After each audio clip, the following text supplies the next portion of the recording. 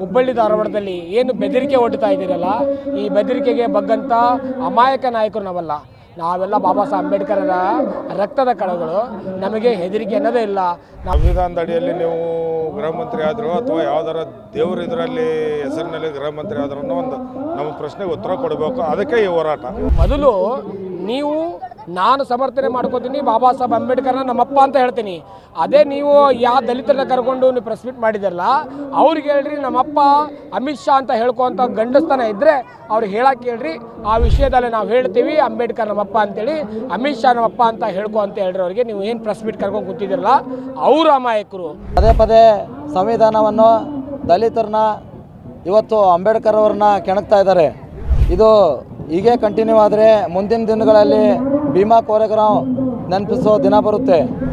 ಇವತ್ತು ನೀವೇನು ಹಿಂದುತ್ವದ ಆಧಾರದ ಮೇಲೆ ನೀವು ಸರ್ಕಾರವನ್ನು ಮಾಡ್ತಾ ಇದ್ದೀವಿ ಅಂತಂದೇ ನೀವು ಹೇಳ್ತಾ ಇದ್ದೀರಲ್ಲ, ಇವತ್ತು ನಿಜವಾಗ್ಲೂ ನೀವು ಹಿಂದುತ್ವದಲ್ಲಿ ಬರ್ತಕ್ಕಂಥ ಪ್ರತಿಯೊಂದು ಜಾತಿ ಜನಾಂಗಕ್ಕೆ ಏನಾದರೂ ಮಾನ್ಯತೆಯನ್ನು ಕೊಟ್ಟಿದ್ದಾರಾ? ಇವತ್ತು ಕೇಂದ್ರ ಸರ್ಕಾರದಲ್ಲಿ 40 ಜನ ಮಂತ್ರಿಗಳಿದ್ರೆ ಅದರಲ್ಲಿ 15-20 ಜನ ಬ್ರಾಹ್ಮಣ ಸಮುದಾಯ ಇವತ್ತು ರಾಜ್ಯಪಾಲನೆ ಮಾಡ್ತಾ ಇದೆ.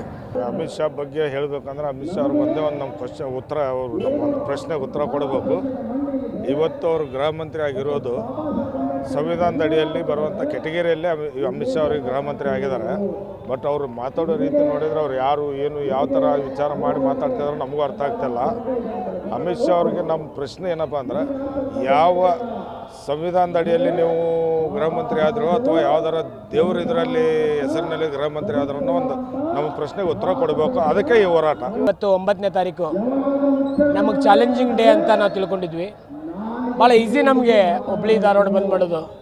ಅಮಿತ್ ಶಾ ಹೇಳಿಕೆಯನ್ನು ಖಂಡಿಸಿ 9ನೇ ತಾರೀಕಿಗೆ ನಾವು ಬಂದ್ ಕರೆಯನ್ನು ಕೊಟ್ಟಿದ್ವಿ.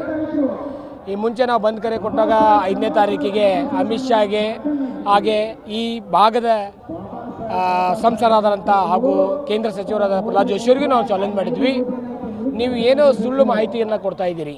ಯಾವ ಸುಳ್ಳು ಮಾಹಿತಿನ ಅಮಿತ್ ಶಾ ಅವರು ಯಾವುದೇ ರೀತಿಯ ಭಾಷಣಗಳನ್ನು ಹೇಳಿಲ್ಲ.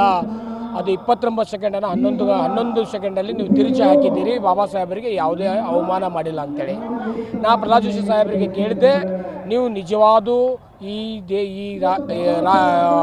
ಜಿಲ್ಲೆಯ ಸಂಸದರಾಗಿದ್ದರೆ ನಿಮಗೆ ಆ ಆಡಿಯೋ ಕ್ಲಿಪ್ಪನ್ನು ತಂದುಕೊಡ್ರಿ, ನಾವು ಬಂದನ್ನು ಹಿಂದೆ ತಗೋತೀವಿ ಅಂತೇಳಿ. ಆದರೆ ನಿಮ್ಮ ತಾಕತ್ತು ನಮಗೆ ಗೊತ್ತಾಯಿತು. ನೀವು ಸಂಸದಲ್ಲಿ ಮಾತಾಡಿದಂಥ ಯಾವುದೇ ತುಣುಕುಗಳನ್ನು ಆಡಿಯೋಗಳನ್ನು ರಿಲೀಸ್ ಮಾಡಲ್ಲದೆ ನಿಮ್ಮ ಅಸಮರ್ಥತೆಯನ್ನು ಇಲ್ಲಿ ತೋರಿಸಿದ್ದೀರಿ. ನೀವು ಸಮರ್ಥರಲ್ಲ, ನೀವು ಅಸಮರ್ಥರು. ಅದಕ್ಕೋಸ್ಕರ ಅಮಿತ್ ಶಾ ಅವರು ವಜಾ ಮಾಡೋವರೆಗೂ ಈ ಹೋರಾಟ ಹಾಗೆ ನಿರಂತರವಾಗಿ ಸಾಗ್ತಾ ಇರ್ತದೆ. ಇದು ಸಾಂಕೇತಿಕ ಹುಬ್ಬಳ್ಳಿ ಧಾರವಾಡ ಬಂದು ಇನ್ನು ಮುಂದೆ ಯಾವುದೇ ಥರ ಘಟನೆಗಳಾದರೆ ಅದಕ್ಕೆ ಅಮಿತ್ ಶಾ ಹಾಗೂ ಹುಬ್ಬಳ್ಳಿ ಧಾರವಾಡದಲ್ಲಿ ಏನು ಬೆದರಿಕೆ ಒಡ್ತಾ ಇದ್ದೀರಲ್ಲ, ಈ ಬೆದರಿಕೆಗೆ ಬಗ್ಗಂತ ಅಮಾಯಕ ನಾಯಕರು ನಾವೆಲ್ಲ ಬಾಬಾ ಸಾಹೇಬ್ ಅಂಬೇಡ್ಕರರ ರಕ್ತದ ಕಣಗಳು. ನಮಗೆ ಹೆದರಿಕೆ ಅನ್ನೋದೇ ಇಲ್ಲ. ನಾವು ಹೋರಾಟ ಮಾಡ್ತೀವಿ, ಬಂದ್ ಮಾಡ್ತೀವಿ. ಸಾಧ್ಯ ಆದರೆ ನಮ್ಮ ಪ್ರಾಣವನ್ನಾದರೂ ತ್ಯಾಗ ಮಾಡಿ ಬಾಬಾ ಸಾಹೇಬ್ ಅಂಬೇಡ್ಕರದ ಋಣವನ್ನು ತೀರ್ಸೋಕ್ಕೆ ನಮಗೆ ಒಂದು ಸಣ್ಣ ಅವಕಾಶ ಅಂತ ತಿಳ್ಕೊತೀವಿ ಅಂತ ಈ ಮೂಲಕ ನಿಮಗೆ ಎಚ್ಚರಿಕೆ ಕೊಡ್ತೀವಿ. ಇದು ಕೊನೆ ಅಲ್ಲ, ಈಗ ಆರಂಭ ಅಂತ. ಅರವಿಂದ್ ಬೆಲ್ಲದವ್ರು ನೋಡ್ರಿ, ಅವರು ಇವಾಗ ಬಂದಂಥವ್ರು. ಅವ್ರ ಅಪ್ಪನ ಗುಣ ಅವ್ರಿಗಿಲ್ಲ. ಅವರು ಬಸವ ತತ್ವ ಅಂತ ಹೇಳ್ಕೊಂತ ಹೇಳ್ತಾರೆ. ನಾವು ಬುದ್ಧ, ಬಸವ, ಅಂಬೇಡ್ಕರನ್ನು ಸಮರ್ಥನೆ ಮಾಡಿಕೊಂಡವರು, ಅವರ ಮಾರ್ಗದರ್ಶನ ನಡೀತಾ ಇರುವಂಥವ್ರು. ಇವರು RSS ನೀತಿಯಲ್ಲಿ ಚಡ್ಡಿಯವರು ಏನು ಹೇಳ್ತಾರೆ ಆ ಭಾಗದಾಗ ಹಾಕ್ಕೊಂಡು ಚಡ್ಡಿ ಹಾಕೊಳ್ಳೋದ್ಬಿಟ್ಟು ಇವಾಗ ಪ್ಯಾಂಟ್ ಹಾಕೋತಾ ಇದ್ದಾರೆ. ಇವ್ರಿಗೆ ಪ್ಯಾಂಟ್ ಹಾಕೊಳ್ಳೋದ್ರಾಗ ಯಾಕೆ ದಲಿತ ಸಂಘಟನೆಗಳು ಹೆದರಿಕೊಂಡು ಇವ್ರು ಪ್ಯಾಂಟ್ ಹಾಕೋತಾರೆ ಅಂತ ನಮಗೆ ಗೊತ್ತಿದೆ. ಅರವಿಂದ್ ಬೆಲ್ಲದವರು ಏನು ನಿಮ್ಮ ಕ್ಷೇತ್ರಗಳನ್ನು ನೋಡ್ಕೊರಿ, ಅಮಾಯಕ ದಲಿತರು ಅಂತ ಹೇಳ್ಕೊಂಡು ಯಾರು ಅವರ ಬಾಜುಕ ಯಾರು ಅವರು ನಮ್ಮ ತಂದೆ ಅಂತ ಹೇಳ್ಕೊಂಗಿಲ್ಲ, ಯಾರು ಅವ್ರಿಗೆ ತಂದೆ ಅಂತಲೇ ಗೊತ್ತಿಲ್ಲ ಅಂಥವ್ರನ್ನ ಕರ್ಕೊಂಡು ಬಂದು ಇವರು ಪ್ರೆಸ್ ಮೀಟ್ ಮಾಡಿ ನಮ್ಮಂಥ ಹುಟ್ಟು ದಲಿತ ಹೋರಾಟಗಾರರನ್ನು ಇವರು ಬೆದರಿಸುವಂಥ ಪ್ರಯತ್ನ ಮಾಡ್ತಾ ಇದ್ದಾರಲ್ಲ. ಮೊದಲು ನೀವು ನಾನು ಸಮರ್ಥನೆ ಮಾಡ್ಕೋತೀನಿ, ಬಾಬಾ ಸಾಹೇಬ್ ಅಂಬೇಡ್ಕರ್ನ ನಮ್ಮಪ್ಪ ಅಂತ ಹೇಳ್ತೀನಿ. ಅದೇ ನೀವು ಯಾವ ದಲಿತರನ್ನ ಕರ್ಕೊಂಡು ನೀವು ಪ್ರೆಸ್ ಮೀಟ್ ಮಾಡಿದಾರಲ್ಲ, ಅವ್ರಿಗೆ ಹೇಳ್ರಿ ನಮ್ಮಪ್ಪ ಅಮಿತ್ ಶಾ ಅಂತ ಹೇಳ್ಕೊತ ಗಂಡಸ್ತನ ಇದ್ದರೆ ಅವ್ರಿಗೆ ಹೇಳಕ್ಕೆ ಹೇಳ್ರಿ. ಆ ವಿಷಯದಲ್ಲಿ ನಾವು ಹೇಳ್ತೀವಿ ಅಂಬೇಡ್ಕರ್ ನಮ್ಮಪ್ಪ ಅಂತೇಳಿ, ಅಮಿತ್ ಶಾ ನಮ್ಮಪ್ಪ ಅಂತ ಹೇಳ್ಕೊ ಅಂತ ಹೇಳ್ರಿ. ಅವ್ರಿಗೆ ನೀವು ಏನು ಪ್ರೆಸ್ ಮೀಟ್ ಕರ್ಕೊಂಡು ಕೂತಿದ್ರಲ್ಲ ಅವರು ಅಮಾಯಕರು, ನಾವು ಅಮಾಯಕರಲ್ಲ. ನಾವು ಹುಟ್ಟು ಹೋರಾಟಗಾರರು, ಬಾಬಾ ಸಾಹೇಬ್ ಅಂಬೇಡ್ಕರ್ ರಕ್ತದ ಕಣಗಳು, ಮುಂದೆನೇ ಇರ್ತೀವಿ. ಸಣ್ಣ ಸಣ್ಣ ಮಕ್ಕಳು ಇವತ್ತು ನೋಡ್ತಾ ಇರ್ಬೇಕು, ನೀವು ಜೂಮ್ ಮಾಡಿ ನೋಡ್ರಿ. ಸಣ್ಣ ಸಣ್ಣ ಹುಡುಗರು, ಸಣ್ಣ ಸಣ್ಣ ಮನೆಯಿಂದ ಬಂದಂಥ ಹೋರಾಟಗಾರರು ಇದ್ದಾರೆ. ಸಣ್ಣ ಸಣ್ಣ ಮಕ್ಕಳು, ನನ್ನ ಸಣ್ಣ ಮಗಳು ಸುದೇಕ್ ಇವತ್ತು ಬಾಬಾ ಸಾಹೇಬ್ ಅಂಬೇಡ್ಕರ್ ಹೋರಾಟಕ್ಕೆ ಬರ್ತೀನಿ ಅಂತೇಳಿ ಅವಳು ಬಂದು ಸುದೇಕ್ ನಿಂತಿದ್ದಾಳೆ. ಅವಳು ಸುದೇಕ್ ನಿಮ್ಮ ಅಮಿತ್ ಶಾ ಅವ್ರ ಬಗ್ಗೆ ಮಾತಾಡ್ತಾಳೆ. ಅದಕ್ಕೋಸ್ಕರ ಬೆಲ್ಲದವರೇ ಎಚ್ಚರವಾಗಿರಿ ಅಷ್ಟೇ. ನಾವು ದಲಿತರು ನಮ್ಮ ಪಾಡಿಗೆ ನಾವು ನಮ್ಮ ಕೆಲಸದಲ್ಲಿ ನಾವಿದ್ದರೆ ಇವ್ರಿಗೆ ಚಲೋ ಕಾಣೋದಿಲ್ಲ ಅನಿಸುತ್ತೆ. ಪದೇ ಪದೇ ಸಂವಿಧಾನವನ್ನು, ದಲಿತರನ್ನ, ಇವತ್ತು ಅಂಬೇಡ್ಕರ್ ಅವ್ರನ್ನ ಕೆಣಕ್ತಾ ಇದ್ದಾರೆ. ಇದು ಹೀಗೆ ಕಂಟಿನ್ಯೂ ಆದರೆ ಮುಂದಿನ ದಿನಗಳಲ್ಲಿ ಭೀಮಾ ಕೋರೆಗಾಂವ್ ನೆನಪಿಸೋ ದಿನ ಬರುತ್ತೆ. ಅದಲ್ಲದೆ ಪ್ರತಿ ಊರಲ್ಲೂ, ಪ್ರತಿ ಜಿಲ್ಲೆಯಲ್ಲೂ ಎಲ್ಲ ದಲಿತ ನಾಯಕರು, ದಲಿತ ಮುಖಂಡರು, ಯುವಕರು ಈ ಅವಹೇಳನಕಾರಿ ಯಾರು ಹೇಳಿಕೆ ಕೊಟ್ಟಿರ್ತಾರೋ ಅವ್ರ ಮನೆಗೆ ಹೋಗಿ ಚಪ್ಪಲಿ ತಂದು ಹೊಡಿತಾರೆ. ಅವ್ರಿಗೆ ಅಡ್ಡಾಡೋಕ್ಕೂ ಕಷ್ಟ ಆಗುತ್ತೆ. ಅವ್ರ ಕಾರಲ್ಲೂ ಹೊರಗಡೆ ಬರೋಕ್ಕಾಗಂಗಿಲ್ಲ. ಅಂಥ ದಿನ ಅವ್ರು ಅನ್ಭವಿಸೋ ಟೈಮ್ ಬರುತ್ತೆ. ಅವ್ರಿಗೆಲ್ಲರೂ ಚಪ್ಪಲಿ ತಂದು ಹೊಡೆಯೋ ದಿನ ಬರ್ತೈತಿ. ದಯಮಾಡಿ ಈ ಥರ ಅವಹೇಳನಕಾರಿ ಹೇಳಿಕೆ ಕೊಡೋದನ್ನು ಕೂಡಲೇ ನೀವು ಸ್ಟಾಪ್ ಮಾಡಬೇಕಂತೇಳಿ ಈ ಮುಖಾಂತರ ಎಚ್ಚರಿಕೆ ಕೊಡ್ತಾ ಇದ್ದೀವಿ. ನೋಡಿದ್ದೀವಿ, ಅಂಬೇಡ್ಕರ್ ಅಂಬೇಡ್ಕರ್ ಅಂಬೇಡ್ಕರ್ ಅಂತಂದು ಹೇಳುವ ಬದಲು ಬೇರೆ ಯಾವುದಾದ್ರೂ ಒಂದು ದೇವರ ಸ್ಮರಣೆ ಮಾಡಿದರೆ ಇನ್ನೂ ಈ ದೇಶಕ್ಕೆ ಒಳಗಾಗ್ತಿತ್ತೇನೋ ಅಂತಕ್ಕಂಥ ಮಾತು ಇವತ್ತು ಇಡೀ ದೇಶದ ಪ್ರಜಾಪ್ರಭುತ್ವವನ್ನು ಕಗ್ಗೊಲೆ ಮಾಡಿರ್ತಕ್ಕಂಥ ನರೇಂದ್ರ ಮೋದಿ, ಅಮಿತ್ ಶಾ. ಇವತ್ತು ನಾನೊಂದು ಪ್ರಶ್ನೆ ಮಾಡ್ತೇನೆ ಅಮಿತ್ ಶಾ ಅವ್ರಿಗೆ, ನರೇಂದ್ರ ಮೋದಿ ಅವರಿಗೆ. ಸ್ವತಂತ್ರದ ಆದಮೇಲೆ 50 ವರ್ಷ ಇಂದಿರಾ ಗಾಂಧಿಯವರ ಕಾಂಗ್ರೆಸ್ ಸರ್ಕಾರ ಆಳಿದ ಮೇಲೆ ಈಗ ಒಂದು 10-15 ವರ್ಷಗಳ ಕಾಲ ಇವತ್ತು ನಿಮ್ಮ ಫೀಲ್ಡ್ ಬರ್ತಾ ಇದೆ ಅಲ್ವಾ? ಇವತ್ತು ನಿಮ್ಮ ಸರ್ಕಾರ ರಚನೆ ಆಗಿರೋದು ಸಂವಿಧಾನದ ಒಂದು ರಚನೆದ ಮೇಲೆ. ಏನು ಡಾಕ್ಟರ್ ಬಾಬಾ ಸಾಹೇಬ್ ಅಂಬೇಡ್ಕರ್ ಅವರು ಈ ಸಂವಿಧಾನವನ್ನು ಏನು ರಚನೆ ಮಾಡಿ ಏನು ಜಾರಿಗೆ ಆಯಿತು ದೇಶದಲ್ಲಿ, ಪ್ರತಿಯೊಬ್ಬ ನಾಗರಿಕರಿಗೂ ಕೂಡ ಸಾಮಾಜಿಕ ನ್ಯಾಯ ಅಂತಕ್ಕಂಥದ್ದು ಒಲಿದು ಬರ್ತಾ ಇದೆ. ಇವತ್ತು ನಾನೊಂದು ಪ್ರಶ್ನೆ ಮಾಡ್ತೀನಿ ಇವತ್ತು ನೀವೇನು ಹಿಂದುತ್ವದ ಆಧಾರದ ಮೇಲೆ ನೀವು ಸರ್ಕಾರವನ್ನು ಮಾಡ್ತಾ ಇದ್ದೀವಿ ಅಂತಂದು ನೀವು ಹೇಳ್ತಾ ಇದ್ದೀರಲ್ಲ, ಇವತ್ತು ನಿಜವಾಗ್ಲೂ ನೀವು ಹಿಂದುತ್ವದಲ್ಲಿ ಬರ್ತಕ್ಕಂಥ ಪ್ರತಿಯೊಂದು ಜಾತಿ ಜನಾಂಗಕ್ಕೆ ಏನಾದರೂ ಮಾನ್ಯತೆಯನ್ನು ಕೊಟ್ಟಿದ್ದಾರಾ? ಇವತ್ತು ಕೇಂದ್ರ ಸರ್ಕಾರದಲ್ಲಿ 40 ಜನ ಮಂತ್ರಿಗಳಿದ್ರೆ ಅದರಲ್ಲಿ 15-20 ಜನ ಬ್ರಾಹ್ಮಣ ಸಮುದಾಯ ಇವತ್ತು ರಾಜ್ಯಪಾಲನೆ ಮಾಡ್ತಾ ಇದೆ. ಇವತ್ತು ರಾಜ್ಯದಲ್ಲಿ 28 ಲೋಕಸಭಾ ಕ್ಷೇತ್ರ ಇವತ್ತು ಟಿಕೆಟ್ ಕೊಡಬೇಕಾದ್ರೆ ಇವತ್ತು ಕುರುಬ ಜನಾಂಗಕ್ಕೆ ಒಂದು ಟಿಕೆಟ್ ಇಲ್ಲ. ಇವತ್ತು ಜನರಲ್ ಕ್ಯಾಟಗರಿನಲ್ಲಿ ಒಂದು SC ಸಮುದಾಯಕ್ಕೆ ಒಂದು ಟಿಕೆಟ್ ಕೊಡಲಿಲ್ಲ.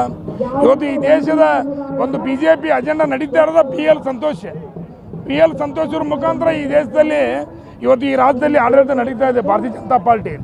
ಅದಕ್ಕೋಸ್ಕರ ಇವತ್ತು ಬಾಬಾ ಸಾಹೇಬ್ ಅಂಬೇಡ್ಕರ್ ಅವ್ರ ಬಗ್ಗೆ ಏನು ಮಾತಾಡಿದಾರಲ್ಲ ಅಮಿತ್ ಶಾ, ತಕ್ಷಣ ರಾಜೀನಾಮೆ ಕೊಡ್ಬೇಕು. ಇವತ್ತು ಏನು ಇವರು ದೇಶಭಕ್ತಿಯನ್ನು ಹೇರ್ತಾ ಇದ್ದಾರೆ, ನಾವು ದೇಶಭಕ್ತಿಯನ್ನು ಭಯಂಕರ ಸಂಘಟನೆ ಮಾಡಿದ್ದೀವಿ RSS ಅಂತ ಹೇಳ್ತಾ ಇದ್ದೀರಲ್ಲ, ಓಪನ್ ಚಾಲೆಂಜ್ ಬರ್ತೇನೆ. ದೇಶದ ಸ್ವತಂತ್ರಕ್ಕಾಗಿ RSS ಇರ್ತಕ್ಕಂಥವ್ರು ಎಷ್ಟು ಜನರು ಇವತ್ತು ದೇಶಕ್ಕಾಗಿ ಪ್ರಾಣತ್ಯಾಗ ಮಾಡ್ರ ಹೆಸರು ಹೇಳಕ್ಕೆ ಸಾಧ್ಯನಾ ನೀವು? ಇವತ್ತು ನಾವು ಹೆಸರು ಹೇಳ್ತೇವೆ. ಕಿತ್ತೂರಾಣಿ ಚೆನ್ನಮ್ಮ, ಸಂಗೊಳ್ಳಿ ರಾಯಣ್ಣ, ಒಡ್ರಿ ಎಲ್ಲನ್ನ, ಅಮಟೂರು ಬಾಳಪ್ಪ, ಈ ರೀತಿ ಲಕ್ಷಾಂತರ ಜನ ರಕ್ತವನ್ನು ಸುರಿಸಿರ್ತಕ್ಕಂಥದ್ದು ದಲಿತ ಸಮುದಾಯ, SC ST, ಹಿಂದುಳಿದ ವರ್ಗ, ಲಿಂಗಾಯತ ಕಮ್ಯುನಿಟಿ ಇವರೆಲ್ಲ ಕುಡ್ಕೊಂಡು ದೇಶಕ್ಕಾಗಿ ಪ್ರಾಣತ್ಯಾಗ ಮಾಡಿ ಇವತ್ತು ಅಜರಾಮರಾಗಿರೋಕ್ಕೆ ಸಾಕ್ಷಿನೇ ತಾಯಿ ಚೆನ್ನಮ್ಮ, ಸಂಗೊಳ್ಳಿ ರಾಯಣ್ಣ. ಇವತ್ತು ನೀವು ಬ್ರಿಟಿಷರಿಗೆ ಬೂಟ್ ನೆಕ್ಕಿರ್ತಕ್ಕಂಥವ್ರು ನೀವೆಲ್ಲ. ಬ್ರಿಟಿಷರು ಏನು ಈ ದೇಶವನ್ನು 200-300 ವರ್ಷಗಳ ಕಾಲ ಆಳಿದ್ರಲ್ಲ, ಅವರಿಗೆ ಸಪೋರ್ಟ್ ಮಾಡಿದ್ರು RSSದವರು. ಇವತ್ತು ಈ ರೀತಿ ಏನು ಅಧಿಕಾರ ನಡೆಸ್ತಾ ಇದ್ದೀರಿ. ಇವತ್ತು ನೀವೇನು ಹೇಳಿಕೆ ಕೊಡ್ತೀರ ದೇಶದಲ್ಲಿ, ರಾಜ್ಯದಲ್ಲಿ ಕಾಂಗ್ರೆಸ್ಸಿಂದ ಇವತ್ತು ಅರಾಜಕತೆ ಸೃಷ್ಟಿ ಆಗ್ತಾ ಇದೆ, ಗ್ಯಾರಂಟಿ ಮೂಲಕ ಅಂತ ಹೇಳಿಕೆ ಕೊಡ್ತಾ ಇದ್ದಾರಲ್ಲ. ಅಮಿತ್ ಶಾ ಅವರು ರಾಜೀನಾಮೆ ಕೊಡಬೇಕು. ಇವತ್ತೇನು ಅಂಬೇಡ್ಕರ್ ಅವ್ರ ಬಗ್ಗೆ ಮಾತಾಡಿದಾರಲ್ಲ, ಪ್ರಜಾಪ್ರಭುತ್ವದ ಕಗ್ಗೊಲೆ, 140 ಕೋಟಿ ಜನಾಂಗಕ್ಕೂ ಕೂಡ ಅಪಮಾನ ಆಗಿರ್ತಕ್ಕಂಥದ್ದು ಇದು. ಇವತ್ತು ನಾನು ಒಬ್ಬ ಹಿಂದುಳಿದ ವರ್ಗದ ಒಬ್ಬ ಮಹಾನಗರ ಪಾಲಿಕೆ ಸದಸ್ಯನಾಗಿನಂದ್ರೆ ನಾನು ಅಂಬೇಡ್ಕರ್ ಸಂವಿಧಾನದಲ್ಲಿ ನನಗೆ ಅವಕಾಶ ಬಂದಿರೋದು. ಇವತ್ತು ದಲಿತ CM ಆಗಿ ದಲಿತರದಲ್ಲಿ ಏನಾದರೂ ಲೋಕಸಭಾ ಮೆಂಬರ್ ಆಗ್ಯಾರ ಅಂತಂದ್ರೆ ಗೋವಿಂದ ಕಾರಜೋಳ ಚಿತ್ರದುರ್ಗದಲ್ಲಿ ಇವತ್ತವರೆಲ್ಲ ಲೋಕಸಭಾ ಮೆಂಬರ್ ಆಗ್ಯಾರಂದ್ರೆ ಅಂಬೇಡ್ಕರ್ ಅವರು ಸಂವಿಧಾನ ಕೊಟ್ಟಿರ್ತಕ್ಕಂಥದ್ದು. ಜಿಗಜಿನಿಗೆ ನಾನು ಪ್ರಶ್ನೆ ಮಾಡ್ತೇನೆ, ಬಿಜಾಪುರ BJP 7-8 ಸಲ ಲೋಕಸಭಾ ಸದಸ್ಯರಾಗಿರಲ್ಲ, ನೈತಿಕತೆ ಇದೆಯಾ ಜಿಗಜಿನಿಗೆ ಅವರಿಗೆ? ತಕ್ಷಣ ರಾಜೀನಾಮೆ ಕೊಟ್ಟು ಹೊರಗೆ ಬರಬೇಕು ಅವರೆಲ್ಲ. ಯಾಕಂದ್ರೆ ಇವತ್ತು ಅಂಬೇಡ್ಕರ್ ಅವ್ರ ಬಗ್ಗೆ ಹಗುರವಾಗಿ ಹೇಳಿಕೆ ಕೊಟ್ಟಿದ್ದಕ್ಕಾಗಿ ಇವತ್ತು ಗುಲ್ಬರ್ಗ ಸಂಪೂರ್ಣ ಬಂದ್, ಹುಬ್ಬಳ್ಳಿ ಧಾರವಾಡ, ಉತ್ತರ ಕರ್ನಾಟಕ ಇವತ್ತು ಬಂದಾಗಿದೆ. ಮುಂದಿನ ದಿನಮಾನದಲ್ಲಿ ಭಾರತ ದೇಶದಲ್ಲಿ ಇಡೀ ಭಾರತ ದೇಶವನ್ನು ಬಂದ್ ಕರೆ ಕೊಟ್ಟ ಈ ಗುಜರಾತಿಗಳನ್ನ ಈ ದೇಶದಿಂದ ಹೊಡೆದು ಓಡಿಸೋ ತನಕನೂ ಈ ದೇಶದಲ್ಲಿ ಏನೈತಲ್ಲ ಅರಾಜಕತೆ ಬಂದ್ ಆಗೋದಿಲ್ಲ. ಅರಾಜಕತೆ ಏನು ಸೃಷ್ಟಿ ಮಾಡಿದಾರಲ್ಲ ಅದು ಶಾಂತ ಆಗ್ಬೇಕಂತಂದ್ರೆ ಅಮಿತ್ ಶಾ ರಾಜೀನಾಮೆ ಕೊಡ್ಬೇಕು.